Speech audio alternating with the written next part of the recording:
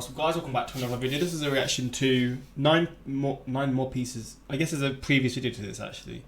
But this is 9 pieces of dark and disturbing lost media. And I mean, I guess by that it's like footage and stuff. I don't know if it's like specific videos or what. It actually says here, do I want to look at this now or ruin it? I mean, I'm seeing something called Blue John Canyon incident. Is this the guy who had the film made over him when he got his arm stuck? And then Cannibal Holocaust. Piranha scene. I don't know the hell that is, but that sounds wild. Am I going to get into something I should be watching? We'll see. I mean, it's YouTube, so it can't be too graphic, but yeah, if you're not into this kind of stuff, obviously don't watch the video, but if you are and you want more of these reactions, suggest it in the comments what you want next. And I mean, yeah, just links are in the description to my Instagram for those who want to follow me, same for my Patreon, for those who want to see extra reactions that get blocked on YouTube, a lot of comedy reactions, a lot of other things that I'm getting out. Yeah, links are there, but let's jump into this, man. This is probably going to be a wild ride, so need to buckle myself in for this.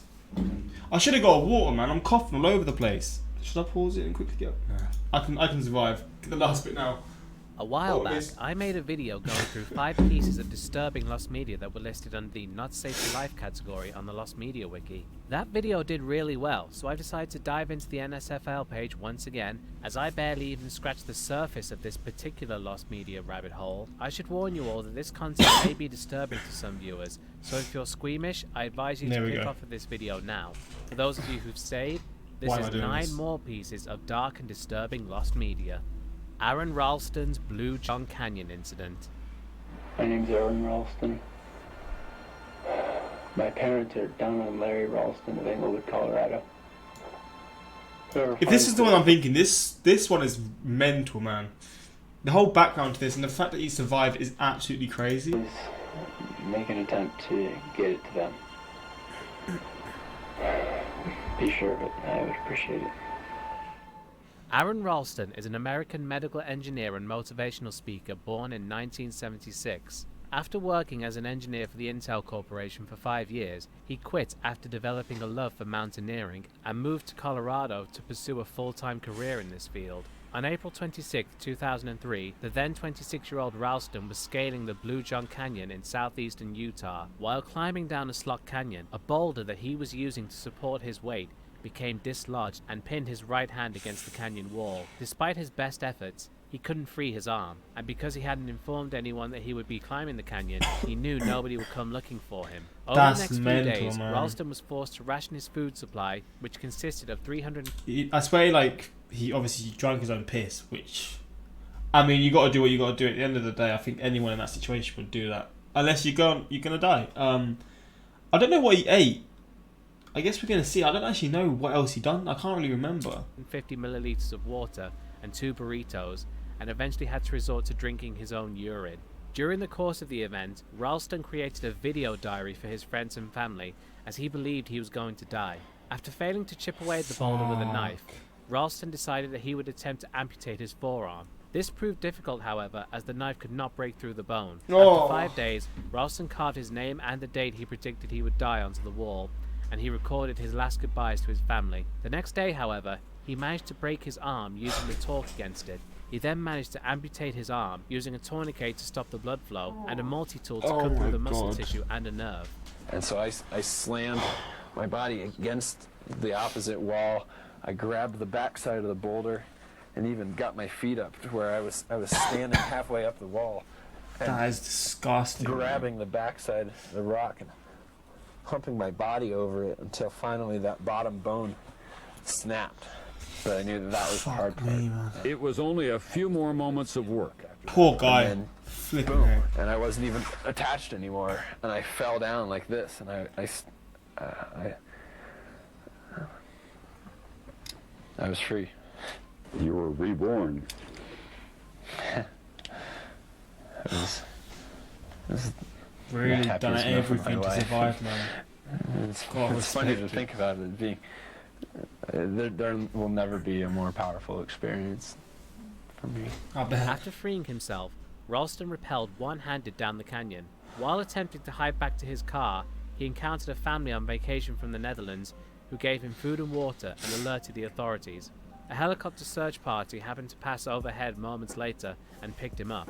Ralston was asked in an interview if he would ever make his 127 public, hours, that's the one. and while he understood the intrigue and interest behind the concept, he politely declined, stating that it was a private, personal video made for his family and friends and that he intended for it to remain that way. Despite this, one video clip has been released, as well as a compilation of audio snippets taken from different sections of the tape. Been putting a lot of effort into staying warm. I have very, very little water. My body's having difficulty controlling its temperature. I'm in deep stuff. It's pretty much suicide. It's 4 hours from here to my vehicle. Oh god. Climbing would probably be impossible with one hand. The blood loss and my dehydration, I think, are ruling that out. I think I would die if I cut my arm. I don't know what it is about me. It's brought me to this, but I go out looking for adventure and risk so I can feel alive. You know, tell someone where I'm going. It's just dumb. I can't stop thinking about good grapefruit juice, or margarita, or an OJ, or a popsicle. All these great things that I would love to have. An orange. Oh, the tangerine. I can't think about that stuff. God, I'm really screwed. In 2010, a movie titled 127 Hours, named after the amount of time that Ralston spent trapped in the canyon, was released starring James Franco. To prepare for the role, Franco and the film's producers were allowed to view the home video footage that Ralston had recorded, and parts of the film's transcript were taken directly from Ralston's video. While I, and I'm sure many others, would like Aaron to make the footage public, I respect his decision to keep it private, as it was obviously a very harrowing experience for him, and the story of his survival should be enough.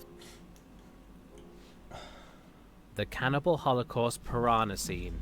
Now, this sounds familiar. I don't know why. Maybe it's just because it's two words that I know. Obviously, cannibals are people that eat their own, or species that eat their own species. Holocaust is what I'm thinking of, is to do with World War II and Hitler. But together, I don't know if I actually know this, if it's just because the words are put together, and I think I do.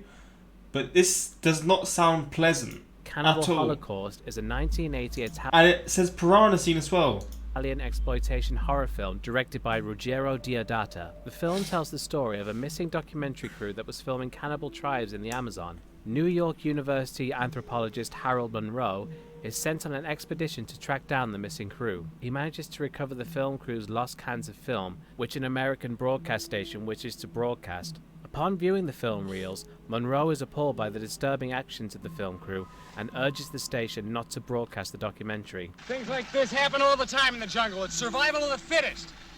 In the jungle, it's the daily violence of the strong overcoming the weak. Jack! At the time of the film's release, the found footage genre didn't really exist yet, so it was groundbreaking and is believed to have influenced the found footage movies that came years later, most notably the Blair Witch Project. Cannibal Holocaust caused a great deal of controversy, not only due to its graphic violence, but also due to on-screen killings of live animals and snuff film allegations that led... They killed animals for the film? But also due to on-screen killings of live animals and snuff film allegations that led to Deodato being charged with murder and... Wait, what's a snuff film? That sounds familiar. Isn't it like when they actually what's happening that is actually happening? My nose is just getting blocked now. This is not good. I can barely breathe. There are also many false snuff films in which scenes of people being murdered are faked. But I guess there's actually like real snuff films, and oh my jeez. And this is a snuff film? Until he was able to prove the stars of the movie were indeed alive. The film was banned in Italy, Australia, Norway and many other countries due to its content, though some bans have since been lifted. Among the many gruesome scenes in the film, another one was scripted that is commonly dubbed the Piranha Scene. In this scene, a single Shamatari warrior injured in battle was to have his leg amputated by warriors of the Yanomamo tribe. The tribe would then tie the Shamatari warrior to a log and lower him into the piranha-infested waters, slowly being eaten alive by the fearsome fish. Filming for the scene did commence but was never completed due to the piranhas being difficult to control and the film crew's underwater camera was malfunctioning, and only production stills exist. It was rumoured that the scene was included in several obscure foreign video releases, but this was proven to be false. The whereabouts of the surviving footage, if any, is unknown. John, I want this material burned. All of it. God damn. The Columbine basement tapes. On April 20th, 1999, Eric Harris and Dylan Klebold, who were attending Columbine High School, shot Rats, and killed man. 14 students and a teacher Evil before rats. turning the guns at themselves. The incident was dubbed the Columbine Massacre. In December 1999, Time magazine reporter Tim Roach was given access to 5 videotapes recorded by the murderers that investigators had discovered. Roach published an article for Times on the tapes on December 20th, soon after viewing them, dubbing them the basement tapes. Not long after the article's publication, furious family members of the deceased threatened to sue Jefferson County, considering the fact that not even they had been given access to the recordings. They came to an agreement, with Jefferson County quickly screening the tapes for them and then putting them in a vault indefinitely. However, in February 2015, word surfaced that the unreleased tapes had been approved for destruction by Sheriff Ted Mink of Jefferson County, Colorado in 2011. When an unknown party filed an open records request to view the unreleased tapes, they received a notice that the Sheriff's Office no longer had any document in its possession responsive to their request. Afterward, a spokesperson for the Sheriff's Office confirmed that the tapes had been destroyed and that no copies are known to exist at all, meaning that the tapes would be lost forever if true. Over an hour's worth of footage made for a class project filmed by the two has surfaced in the years since. The two most notable pieces of footage are Rampart Range, which shows them at the shooting range with their I think I've seen this one before. friends using firearms, and the second is a student film they made called Hitmen for Hire, where they acted as bodyguards for people who were being bullied. However, once again, the things they say in this video definitely foreshadow what they would do several months later. Rampart Range is completely banned from YouTube due to it violating YouTube's policy on graphic violence, but is available on Dailymotion. Hitmen for Hire, however, is available on YouTube. As for the basement tapes themselves, as stated previously, it seems very unlikely that they will ever be released to the public. Flipping hell, The man. Japanese Cannibal audio. What? In the summer of 1981, Issei Oh my days. Do I want to... I want to view these ones, but I... Sagawa, a Japanese student studying abroad in France, invited classmate Rene Hardveld to his apartment for dinner and to study poetry. What culminated was Sagawa's intention to kill Hardveld and consume her flesh. Sagawa claims that he'd had cannibalistic desires ever since he was a child after seeing someone else's thigh. In 1977, How? at the age of 27, How could someone be so messed up? You just want to eat a shoot. Wow, that is so Sagawa weird, moved to man. France to pursue a PhD in literature at the Sorbonne in Paris. On June 11, 1981, Sagawa, then 32, invited his classmate Rene Hardveld, a Dutch woman, to dinner under the pretext of translating poetry for a school assignment. While Hardveld was reading a Jones Robert Becher poem about death, he shot her with a rifle. Using an electric knife, he started taking more than several kilos of meat from her body. He consumed her flesh during the next 3 days, cooking several meals and performing depraved acts with her corpse, before finally getting rid of the body. Sagawa recorded the entire incident on tape, including Hardveld's last words and the actual shot that was fired. He also shot a total of 39 photographs showing several stagings he made with the corpse. Trying to make her body disappear, Sagawa eventually made a mistake by losing one of the suitcases containing her body parts in a public garden. The police later found the suitcase and arrested the man who was to be called the Japanese Cannibal by the newspapers. The rest of Hardveld's body, the rifle, the photos, and the tape recorder, as well as several other pieces of evidence, were found in his apartment. Flipping Sagawa's hell, man. wealthy father provided a lawyer for his defense, and after Why would you want to defend... I don't care if he's your family. Why would you want to defend your son who's literally killed, eaten, and then had sex with someone's dead corpse, which is like... They're obviously dead, but they've obviously got chunks cut out of them. They're probably cut in half. Like, what? I don't care. Why would you even try and defend anyone who does anything like that? I don't care if they're family or not, man. After being held for 2 years awaiting trial, Sagawa was found legally insane and unfit to stand trial by the French judge. who ordered him held indefinitely in a mental institution. After a visit by the author Inuhiko Yamota, Sagawa's account of his kill was published in Japan under the title In the Fog. After being deported back to Japan, psychologists determined that he was legally sane and that perversion was the reason behind the murder. Due to the charges against him being dropped in France, the Japanese authorities were unable to sentence him, and he's remained free ever since.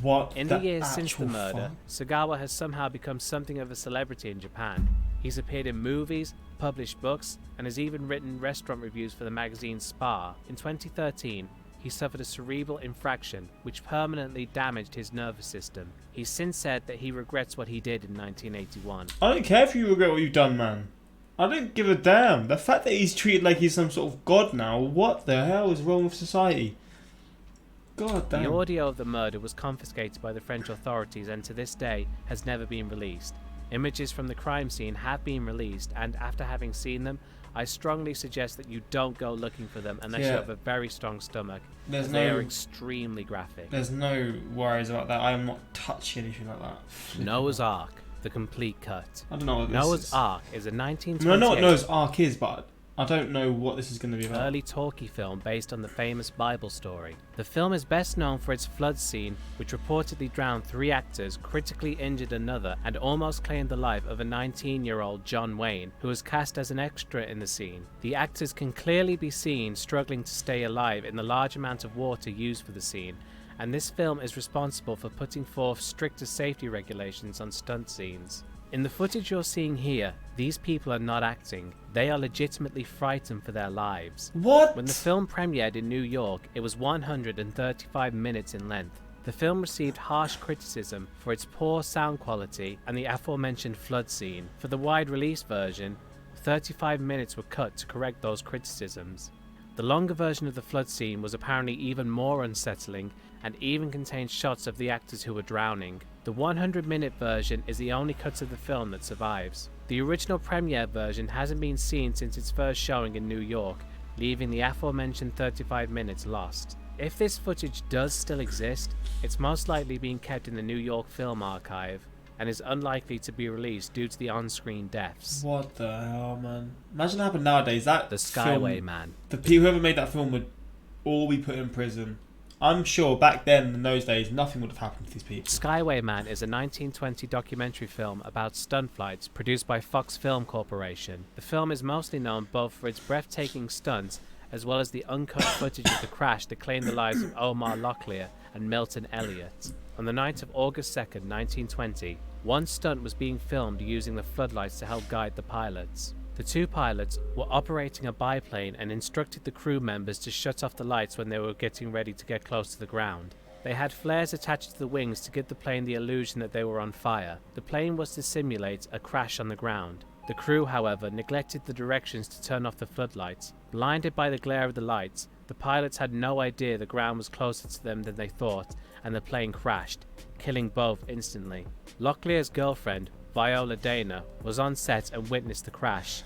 This scene and its aftermath, including Dana's horrified reaction, was left in the film, making it one of the first They released it? films to feature the on-screen deaths of its members. The scene shocked audiences worldwide. No footage of the film is known to exist, but some production stills, ads, and photos of the crash have survived. What The death of Steve Irwin. Wait, this was on camera? What? I didn't know that because I guess it's not been released. Steve Irwin's death was on camera. I know it was from like what was it, Stingray or something? I think. G'day and welcome to the primitive island of New Guinea. On this mission, I'm going to take you from the mangroves all the way across the swamplands, up a river, into the rainforest, and right up into the mysterious jungles in the clouds. Righto. If you grew up in the 90s and early 2000s, it's likely you know who Steve Irwin is. Steve Irwin is of course better known as the Crocodile Hunter, thanks to his documentary series of the same name, which ran from 1996 to 2007 and achieved worldwide acclaim. Mostly due to Irwin's daredevil presenting style, whereby he'd put himself into incredibly risky situations I've never to actually capture watched footage anything of to do with numerous him. dangerous animals. If I can get it on the ground, on a flat level ground, I've got a good chance. Is that a cobra? You're all right, mate. You're all right. It means business. Snake is aggressive. Its mouth's open. This must be pretty typical for the Egyptian cobra. You're all right, mate. You're You all right, mate?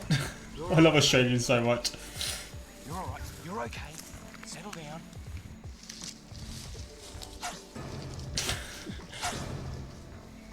You're all right, buddy. I never Well, the cameraman. realised that these two giant goannas saw me as a food source. And as I approached, unknowingly, they Oh just my- struck straight at me, going for my calf muscles, trying to pull them out. Their teeth are like razors. One bite, one laceration, and I bleed out and be dead in an instant. The smell of blood would send other dragons into a frenzy, and they'd come from everywhere. Holy smokes, that was too close. Crocodiles attack so hard and fast from the It's ironic, yeah, how he had all these encounters and he died from like a stingray. water's edge that their I think prey it doesn't was. get enough time to squeak after they've been hit. Whack! Grabs my hand. back Oh into my the God! water, so quick that my backup couldn't do a thing about it. Yo, I did not know I mean, I knew he was crazy and he got into some crazy situations, but mate. After they've been hit. Whack! Grabs my hand back into the water so quick that my backup Well, he's couldn't do lucky, a man. thing about it. His teeth penetrated straight through my hand. Ooh. A dangerous mistake that I'll never make again. It's quick. Fuck me.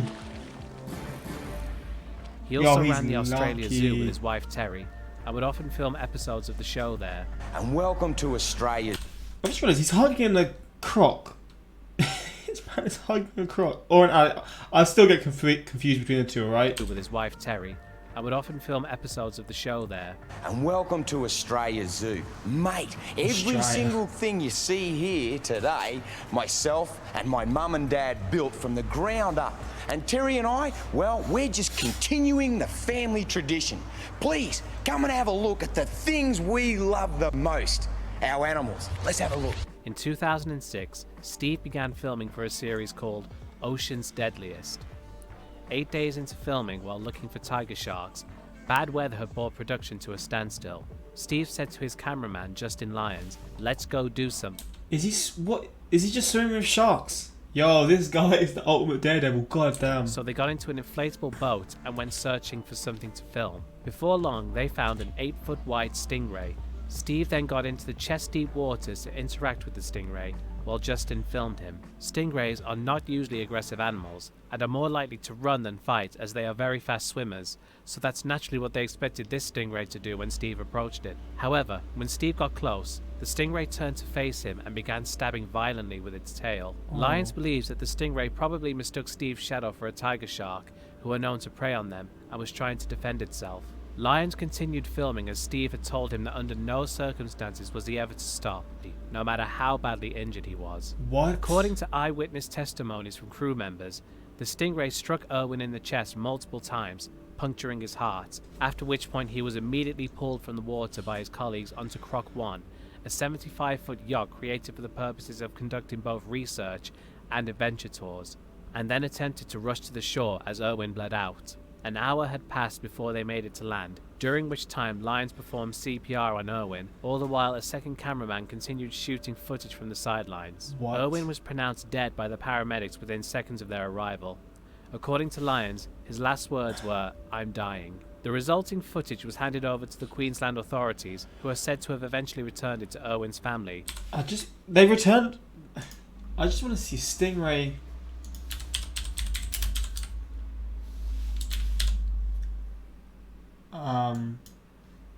I want to be like. I want to see the stinger. Is that? I don't know what it's called. If he wants to search.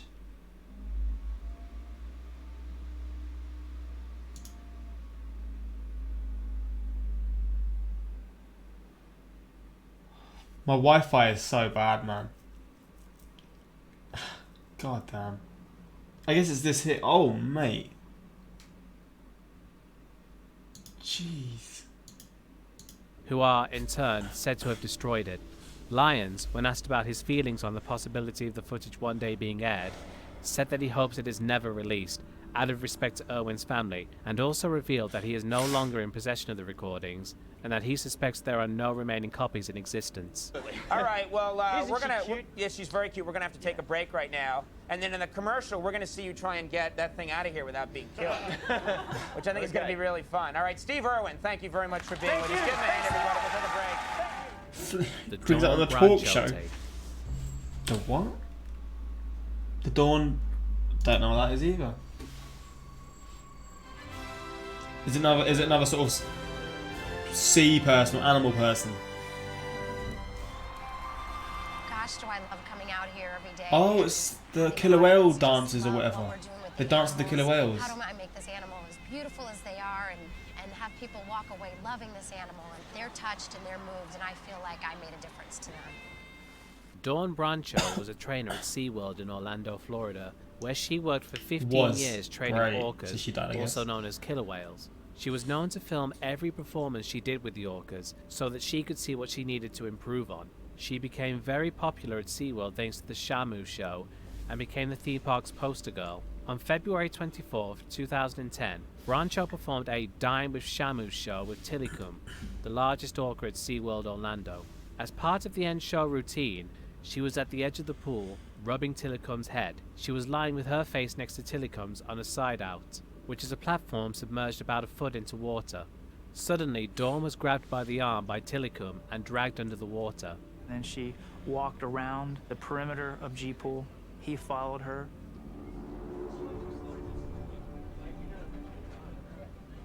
And then continued over into the rocky ledge area where she laid down with him to do a relationship session, which is, it's quiet time basically. That must be such a scary job, at some man. point grabbed a hold of her left forearm and started to drag her and eventually did a barrel roll and pulled her in. He wouldn't release her, and because she was submerged under the water, she drowned. Eventually, the park's employees were able to lure Tilikum into a smaller pool and attempted to calm him down. After 45 minutes, he finally released her body. It wasn't until the autopsy that it was revealed just how much blunt force trauma Tilikum had caused to BRANCHEAU's body. As stated earlier, Dawn had every performance filmed, so the attack was caught on camera and part of the footage was used in the documentary film Blackfish, but cuts off just before Tilikum grabs BRANCHEAU. This is likely out of respect for her and her family, or because SeaWorld forbade the footage to be shown publicly. Dawn was the third person to be killed by Tilikum. His second victim, a drifter named Daniel P. Dukes, also had his attack caught on film, but this footage has never been seen and may have been destroyed. Blackfish shows other trainers being attacked by orcas, and SeaWorld's excuse for each of them was to claim it was a trainer's mistake. They also said the same of Dawn's death. I wonder if people who have been attacked by these before have sort of been put off this job forever, or if they continue to do it. They tried to make it out that her death was her own fault, claiming that Tilikum grabbed her by the ponytail and that wouldn't have happened if she tied her hair back. The new plan is that he grabbed her ponytail. This is a subtle way of placing the blame on Dawn's shoulders. She shouldn't have had a ponytail, or if she did have that ponytail, it should have been up in a bun. Dawn, if she was standing here with me right now, would tell you that that was her mistake. How dare you? How disrespectful for you to blame her when she's not even alive to defend herself. There are photographs of plenty of other trainers doing exactly the same thing that she was doing. So I knew that SeaWorld was lying about the fact that this was her fault.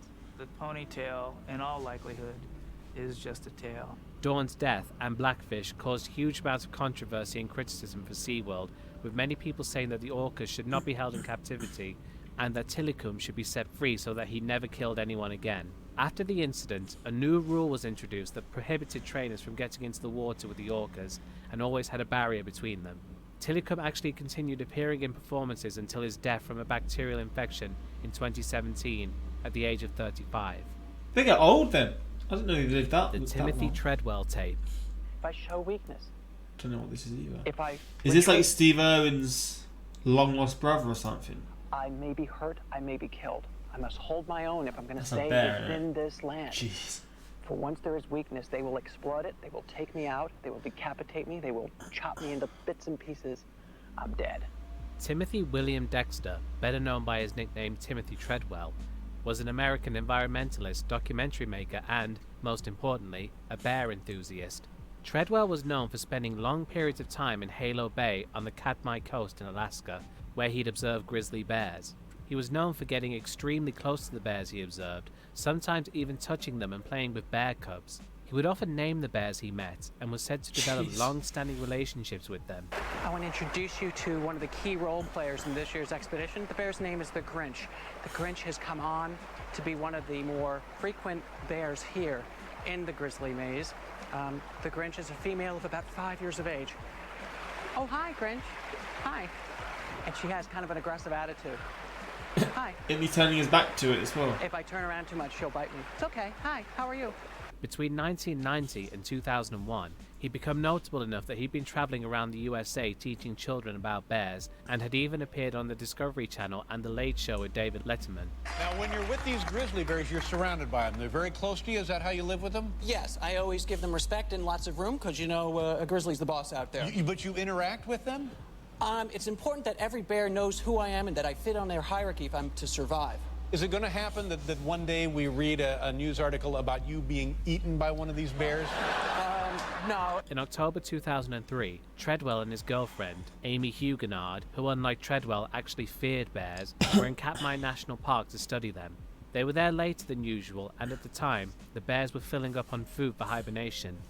Food was scarce that year due to a series of droughts, which made them unusually aggressive. They are fucking crazy. Look at the muscles on these. Jeez. On October 5th, Treadwell informed an associate via a satellite phone call that they were having no problems with any of the bears in the area. Oh, I must hide from the authorities. I must hide from people who would harm me. I must now even hide from people that seek me out because I've made some sort of, I don't want to say celebrity, but they come here to Alaska and they hear about Treadwell in the bush and they want to go find him. But they can't. I'm hidden down below. No one knows where I am. Even I don't even know where I am. The next day, Willie Fulton, a Kodiak air taxi pilot, arrived at Treadwell and Huguenard's campsite to pick them up, but found the area abandoned, except for a bear, and contacted the local park rangers. After a quick investigation, their remains were found. Park rangers shot the bear and, upon dissecting his wife as well, it, discovered human body parts in its stomach. A video camera was found at the site, which contained a 6-minute long recording consisting only of audio due to the lens cap not being removed while the camera was on. The audio on the tape consisted of Treadwell and Huguenard screaming as they were attacked by the bear. The tape later found its way into the hands of Treadwell's ex-girlfriend, Jule Palovac. In 2005, German filmmaker Werner Herzog created a documentary called Grizzly Man, where he covered Treadwell's work in Alaska. In it, he met Palovac and was granted access to listen to the tape. While we can't hear any of it, we do see Herzog's reaction. Can you turn it off? After listening to it, he tells Palovac that she should destroy the tape. That would haunt you for life. You must never listen to this. I know, Werner. I'm never going to.